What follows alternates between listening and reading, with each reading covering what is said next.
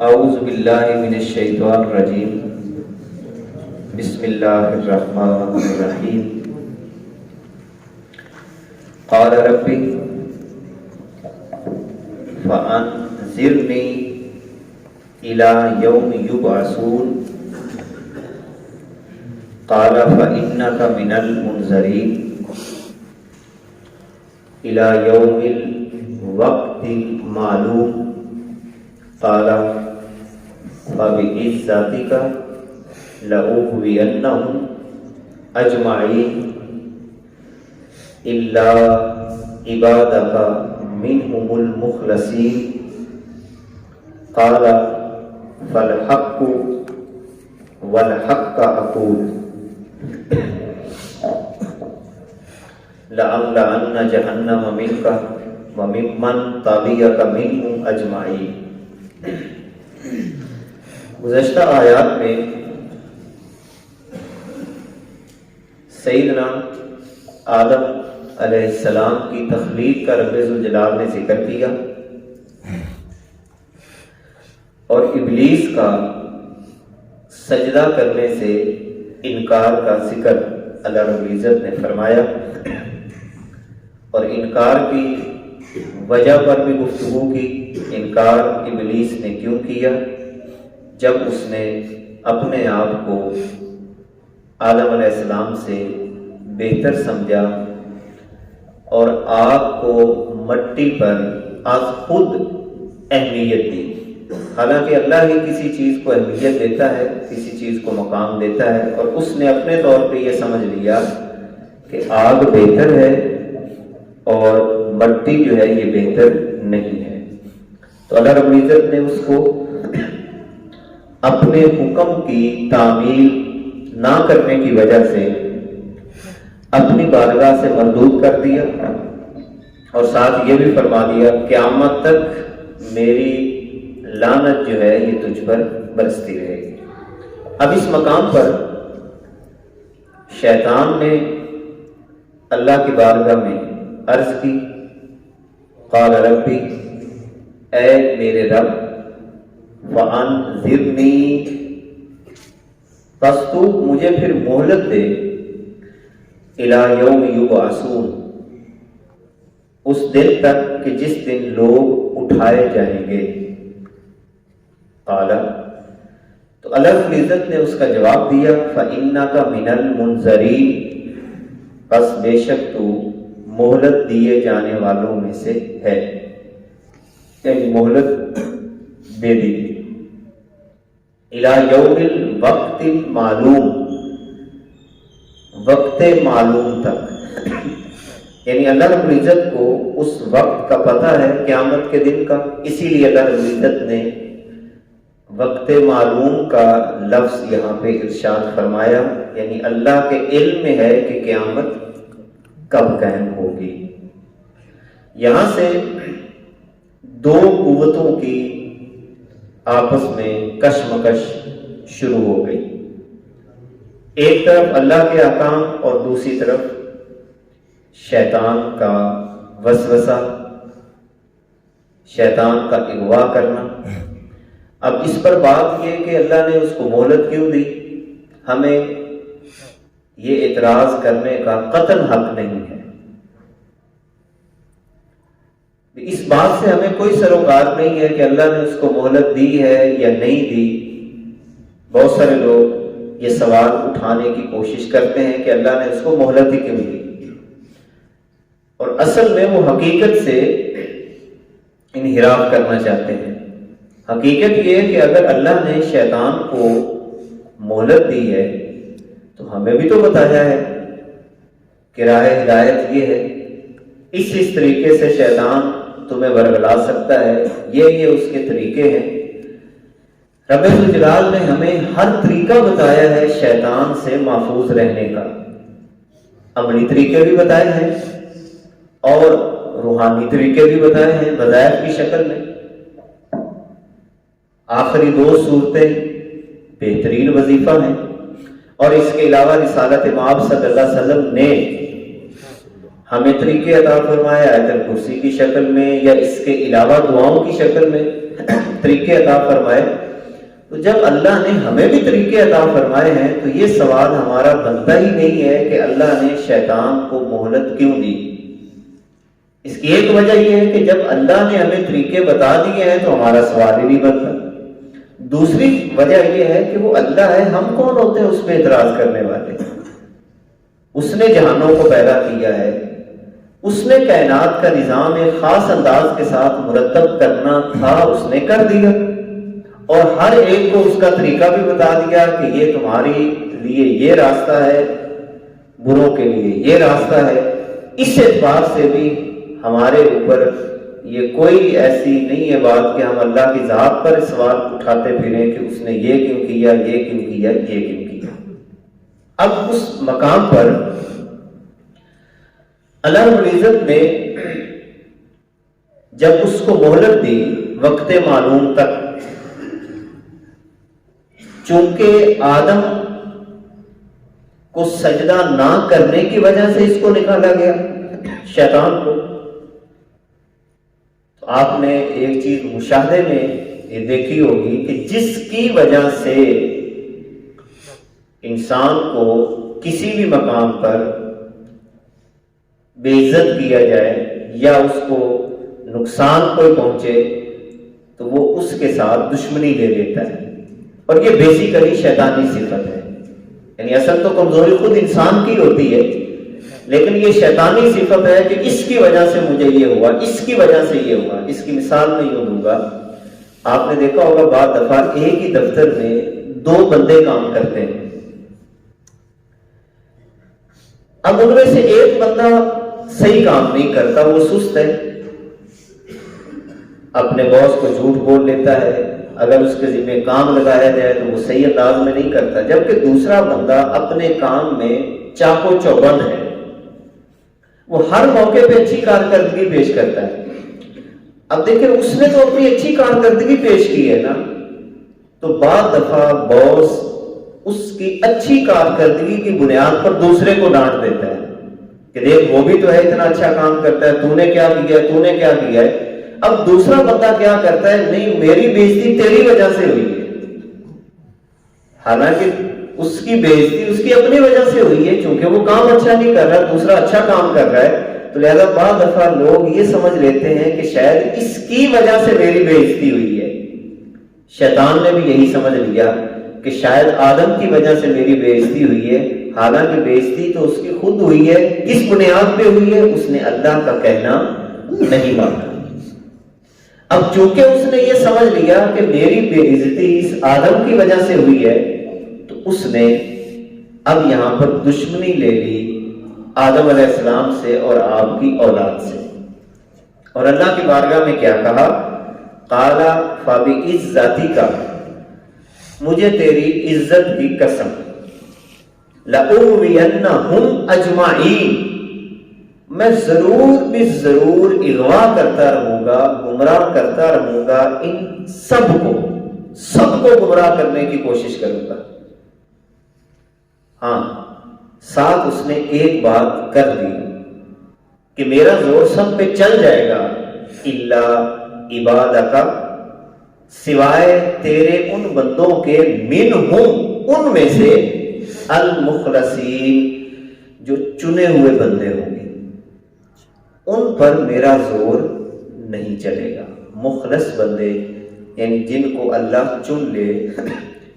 اب مخلص کے اوپر ہم پہلے اسی صورت میں گفتگو کر چکے ہیں کہ انسان اللہ کی بارگاہ میں مخلص کب بنتا ہے. اس کے اوپر ہم نے پیچھے پڑھا، علم حاصل کرے، علم کے ساتھ ساتھ عملی پوزیشن میں آئے، ہر چیز کو سمجھ کر آگے ایک ایک قدم اٹھائے، تو اللہ رب العزت ایسے بندوں کو اپنے مخلص بندوں میں شمار کر لیتا ہے.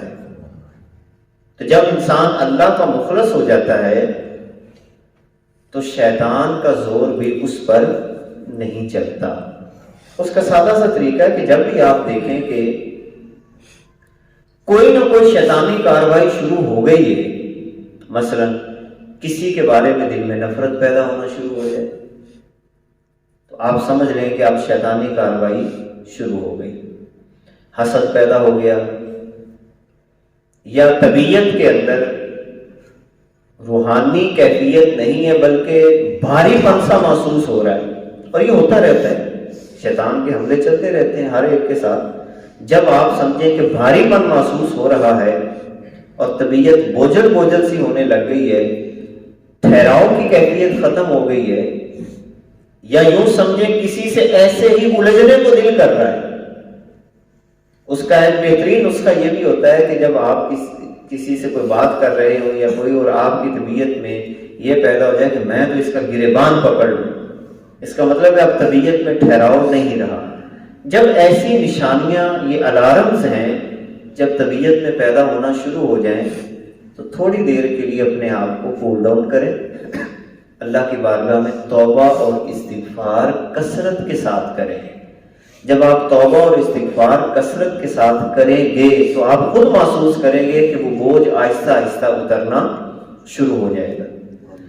اچھا، یہی بات ایک حدیث پاک میں بھی آتی ہے، بالکل انہی جملوں کے ساتھ، مگر اس میں اللہ کا جواب اور تفصیل کے ساتھ ہے کہ جب شیطان نے یہ بات کی، اور یہی جملے کہ رسالت امام صلی اللہ علیہ وسلم فرماتے ہیں کہ شیطان نے اللہ کی بارگاہ میں یہ کہا، فَبِعِزَّتِكَ لَأُغْوِيَنَّهُمْ أَجْمَعِينَ، کہ میں تیرے بندوں کو گمراہ کرتا رہوں گا ساروں کو۔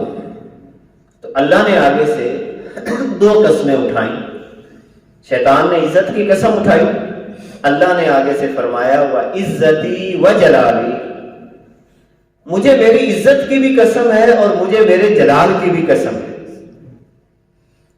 میں کیا کروں گا، لَأَسْتَغْفِرُ لَهُمْ مَا اسْتَغْفَرُونِي، ٹھیک ہے اگر میرے بندے تیرے شکنجے میں آ گئے، ان سے کوئی گناہ ہو گیا، کوئی غلطی ہو گئی، اور بعد میں فوراً ان کو احساس پیدا ہو گیا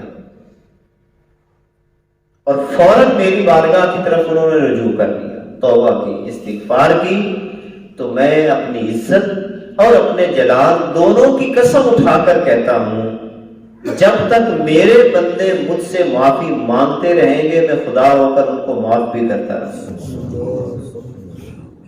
یعنی اللہ کا کرم دیکھیں کتنا ہے، کتنا کریم ہے اللہ، کتنا رحیم ہے اللہ، کتنا وہ اپنے بندوں پہ رحم و کرم کرتا ہے کہ شیطان اغوا کر رہا ہے، مگر جیسے ہی بندہ فوراً اپنے مالک کی طرف واپس مڑ آتا ہے تو اللہ رب العزت کی رحمت اسے پھر بھی سینے کے ساتھ لگا لیتی ہے۔ اتنا کریم ہے وہ اللہ۔ اللہ کے کرم کو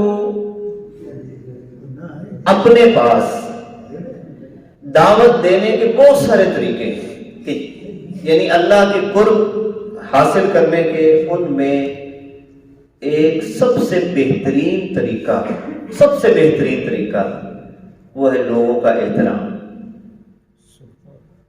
یقین جانیں یہ روحانیت کا سب سے بڑا سرا ہے، سب سے بڑا سرا۔ اس کو آپ کر کے دیکھیں، یہ وظیفہ بھی کر کے دیکھیں، میں پورے ایمانداری سے کہہ رہا ہوں، شاید تہجد میں وہ آپ کو لطف نہ آئے جتنا لوگوں کو احترام دینے میں لطف آئے۔ اب اس احترام کا دائرہ کار کہاں کہاں تک ہے؟ ماں باپ کا احترام، جہاں پر ماں باپ کو دیکھیں جھکتے چلے جائیں، اور ان کے آگے اپنے آپ کو بچہ اسی طرح محسوس کریں جس طرح آپ بچپن میں ان کے سامنے بچے تھے۔ اب ہم بڑے ہو گئے ہیں تو یہ نہ سمجھیں کہ اب ہمارا قد کاٹ بڑا ہو گیا ہے تو ہم ماں باپ سے بڑے ہو گئے، بالکل نہیں، اسی طرح معصوم سے بن جایا کریں۔ ایک بات۔ نمبر 2، بیوی کا احترام۔ حضور علیہ الصلوۃ والسلام نے اس پہ باقاعدہ زور دیا، بیوی کا احترام۔ اسی طرح بچوں کا احترام۔ جو بندہ آپ کو راستے میں ملے احترام کی نظر سے دیکھیں۔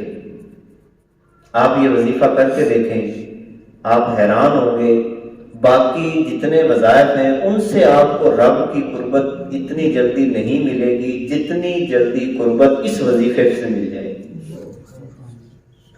اچھا، ایک اور بات، لوگوں کو پیار کی نظر سے دیکھا کریں۔ جو بندہ جیسا ہے، یہ سب اللہ کے شاہکار ہی ہے نا، آسمان، زمین، کائنات، اور اللہ فرماتا ہے کہ ان میں نشانیاں ہیں، تو یہ بندہ بھی تو اللہ کا شاہکار ہے۔ اللہ نے اس نظر سے دیکھیں کہ یہ اللہ کا بندہ ہے، وہ برا ہے، جیسا ہے، اس کو ابھی آپ ایک طرف رکھیں۔ اچھا، اس کے بھی بڑے روحانی فائدے ہیں۔ صوفیاء یہ کہتے ہیں کہ جب آپ کسی بھی شخص کو جو معاشرے میں برا بھی ہے لیکن آپ اس پر محبت کی نگاہ ڈالتے ہیں، تو ہو سکتا ہے اللہ آپ کی اس محبت کی نگاہ ڈالنے کی وجہ سے اس کو ہدایت عطا فرما دے۔ یہ بھی کر کے دیکھیں۔ یہ چھوٹی چھوٹی روحانی رکاوٹیں ہیں جو ہم اصل میں رک جاتے ہیں، جو ایک سفر چلتا ہے اللہ کی ذات کی طرف، وہ ان پوائنٹس پہ آ کے رک جاتا ہے جب ہم احترام کے اندر کمی لانا شروع کر دیتے ہیں۔ احترام ہر صورت بجا لائیں، ہر صورت بجا لائیں، محبت کی نگاہ سے دیکھیں۔ انشاءاللہ العزیز اس وظیفے سے آپ محسوس کریں گے کہ اندر کی جو بوجھ کی کیفیت ہے وہ آہستہ آہستہ آپ کی ختم ہو جائے گی اور آپ آگے بڑھیں گے اور اللہ کے مخلص بندوں میں شامل ہو جائیں گے۔ ساتھ پھر اللہ نے فرمایا قال فالحق، فرمایا تو سچ یہ ہے، تو سچ یہ ہے، کیا مطلب ہے کہ جو میرے مخلص بندے ہوں گے ان پر تیرا زور نہیں چلے گا۔ والحق کا اقول، اور میں سچ ہی کہتا ہوں، اور ساتھ ہی یہ بات کی لَأَمْلَأَنَّ جہنم، علیاذ باللہ، میں ضرور بالضرور جہنم کو بھروں گا، من کا، اے شیطان، تجھ سے، وَمِمَّن تَبِعَکَ، اور جو بھی تیری پیروی کرے گا اس کو بھی جہنم میں ڈالوں گا اور جہنم کو بھروں گا، منہم اجمعین، ان میں سے جتنے بھی ہوں گے، جتنے بھی تیری پیروی کریں گے ان سب کو لے کر اور تجھے بھی لے کر کیا کروں گا، جہنم میں ڈال دوں گا۔ لہذا سیدھا سا فارمولہ ہے، ہر شیطانی کارروائی سے بچ جائیں۔ کبھی بھی کوئی کام کرنے لگیں تو کسی ماہر عالم دین سے، جو قرآن کا عالم ہو، اس سے مشورہ ضرور کر لیا کریں۔ بعض دفعہ میں اور آپ سمجھ رہے ہوتے ہیں کہ شاید میں یہ اچھا کام کر رہا ہوں، مگر حقیقت میں وہ اچھا کام نہیں ہوتا، جس کی وہ اصل میں شیطانی کارروائی چلنا شروع ہو جاتی ہے۔ شیطان کے کئی روپ ہیں، کئی رنگ ہیں، وہ کسی نہ کسی انداز میں انسان کو پھسلا ہی لیتا ہے، تو مشورہ کر کے چلتا ہے بندہ تو پھر بہت ساری خرابیوں سے محفوظ ہو جاتا ہے۔ اور آخر میں اس سورہ پاک کے آخر میں پھر اللہ نے اپنے محبوب کو فرمایا قل، اے محبوب آپ ان سے فرما دیں ما اسألکم علیہ من اجر، میں تم سے کسی قسم کا اجر نہیں مانگتا، کسی قسم کا میں تم سے اجر نہیں مانگتا، میں تو تمہیں ہدایت دکھانے کے لیے آیا ہوں، راستہ دکھانے کے لیے آیا ہوں، کسی قسم کا میں تم سے اجر نہیں مانگتا۔ وما انا من المتکلفین، اور میں بناوٹ بنانے والوں میں سے نہیں ہوں کہ کوئی بناوٹی بات کروں، متکلف تکلف سے بات کروں، یعنی میں کوئی تکلف بھی نہیں کرنے والا، بالکل سیدھی سیدھی باتیں کرنے والا ہوں کہ یہ سچ ہے، یہ جھوٹ ہے، یہ غلط ہے، یہ صحیح ہے، یہ فراڈ ہے، یہ دھوکہ ہے، یہ ہدایت ہے، یہ گمراہی ہے۔ میں کوئی تکلف سے باتیں کرنے والا نہیں ہوں، میں تو سیدھی سیدھی باتیں کرنے والا ہوں۔ ان ہوا الا ذکر للعالمین، یہ تو تمام جہانوں کے لیے نصیحت ہے قرآن۔ وَلَتَعْلَمُنَّ نَبَأَهُ بَعْدَ حِینٍ، اور ضرور ایک وقت کے بعد تم اس کی خبر کو جان لو گے، یہ جو تمہیں کہا جائے، اور وہ کب پتہ چل جائے گا؟ موت کے لمحات میں ہی سب شیشہ ہو جائے گا۔ اب بعض لوگ سمجھتے ہیں کہ اس وقت شیشہ کیسے ہوگا. بڑا آسان سا فارمولہ ہے اس کا کہ بہت سارے زندگی میں مواقع ایسے آتے ہیں کہ انسان اچانک کسی مصیبت میں پھنس جاتا ہے, گھیر لیا جاتا ہے, اچانک پھر اس کے سامنے فوراً ایک سکرین چلنا شروع ہو جاتی ہے, یہ تو فلاں جگہ پہ مجھ سے خرابی ہوئی ہے, اس وجہ سے یہ کام ہوا ہے. یہ تو یہ لمحہ ہے جو انسان زندگی میں ایسے لمحات آتے ہیں, وہ لمحہ ہونا ہے کہ جب انسان نے سمجھ لینا ہے کہ لو جی اب اینڈ ہو گئی ہے, بس اب کوئی نہیں مسجد میں جائے گا, کوئی نہیں گھر میں روٹی مانگے گا, بس آج اینڈ ہو گئی. اس وقت سوچے گا پچھلی زندگی کیسی گزری. اس لیے اللہ فرما رہا ہے کہ ان قریب ضرور ایک وقت آنے والا ہے کہ تم اس خبر کو جان لو گے کہ اللہ رب العزت جو تمہارے لیے ہدایت کا سامان عطا فرماتا رہا, تمہیں بتاتا رہا کہ شیطان کی راہ یہ ہے, رحمان کی راہ یہ ہے, اور تم نے کس راستے کا انتخاب کیا. اللہ رب العزت تمہیں عمل کی توفیق عطا فرمائے. صلوات اللہ تعالی علی حبیبہ الاعلی.